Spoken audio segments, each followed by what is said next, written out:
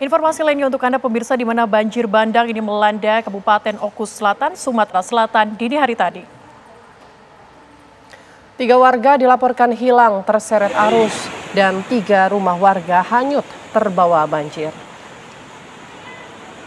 Saat ini Badan Penanggulangan Bencana Daerah setempat telah berkoordinasi dengan TNI, Polri, dan Basarnas untuk melakukan penanggulangan bencana di lokasi. BPBD mengatakan lokasi kejadian sangat terpencil dan sulit diakses kendaraan roda 4. Hingga saat ini pihak berwenang masih melakukan pendataan jumlah korban terdampak, sementara warga yang selamat dievakuasi ke tempat yang lebih aman.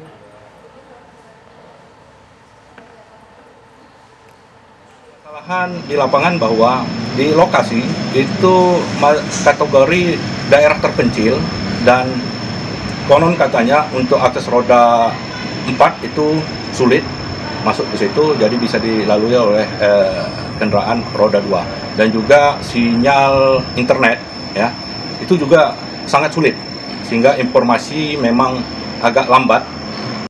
Kapolres Ngada AKBP Fajar Widya Dharma Lukman Sumaatmaja terdakwa kasus kekerasan anak di bawah umur dituntut 20 tahun penjara serta denda sebesar 5 miliar rupiah.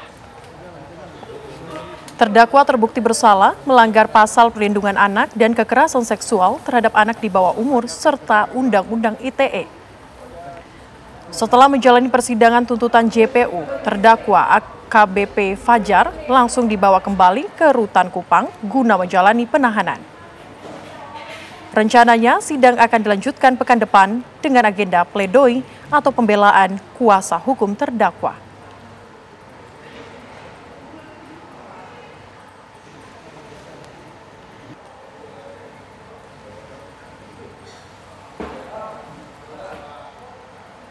Pemirsa, polisi baru menetapkan istri korban sebagai tersangka yang juga anggota polisi.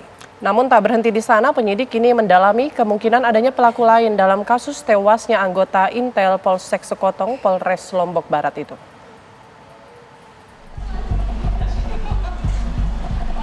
Penyidikan perkara kasus kematian Brigadir Esko Faskareli, anggota Intel Polsek Sekotong, Lombok Barat, hingga kini terus bergulir.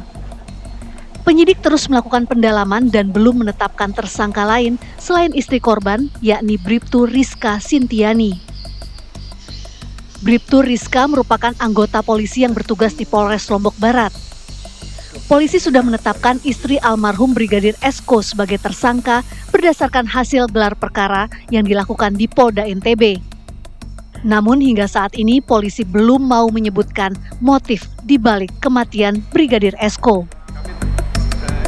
Semuanya dengan potensi-potensinya dan potensi pelaku. Pak, tersangkanya baru satu ya. Siapa Pak itu? Istri korban. Oke. Sekarang dia sudah ditahan di mana Pak? Nanti kita sampaikan ya perkembangannya. Sudah ditahan atau bagaimana? Nanti kita sampaikan. Ada kemungkinan tersangka lain? Nanti masih didalami ya. Siap. Pak, persiapan. Kematian Brigadir Esko sempat menggegerkan publik lantaran jenazahnya ditemukan di kebun belakang rumahnya di Desa Jembatan Gantung, Lombok Barat.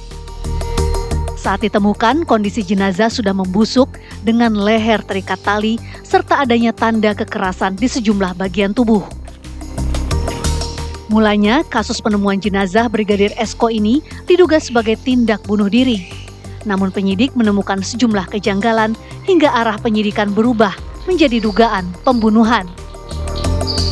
Meski telah menetapkan tersangka, hingga kini penyidik masih terus berupaya mengungkap motif di balik pembunuhan tersebut. Dari Mataram, Nusa Tenggara Barat, Herman Zuhdi, TV One mengabarkan.